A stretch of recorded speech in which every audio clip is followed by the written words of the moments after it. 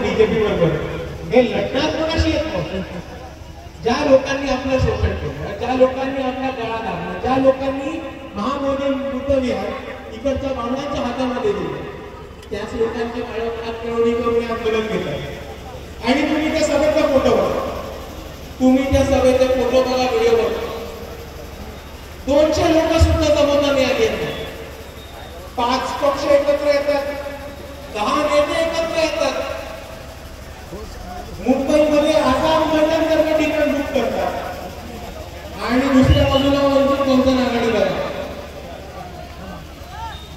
शहर नांदुरा,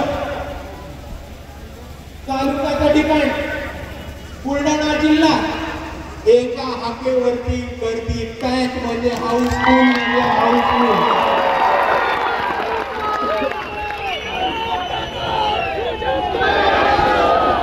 कारण तुम्ही मुद्दा समजून घ्या,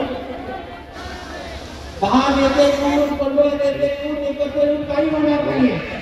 आपल्याला समाज एकत्र आणण्याचं गरजेचं आहे आणि समाजाने ठरवलंय की आपला नेता आणि आपला योद्धा हा फक्त आणि फक्त श्रद्धेय बाळासाहेब आंबेडकर.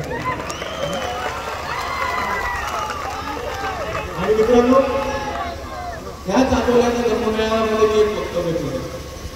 ते असं होतं की तिथे राहतात, तिथे मला लोक विचारतात की वंचित बहुजन आघाडीला जागादारी कधी. 2019 मध्ये स्थापन झालेला पक्ष होता, त्या पक्षाला अजून आधीपासून भरारी का नाही. आणि ह्या लोकांना मी नुसतं एकच उत्तर देतो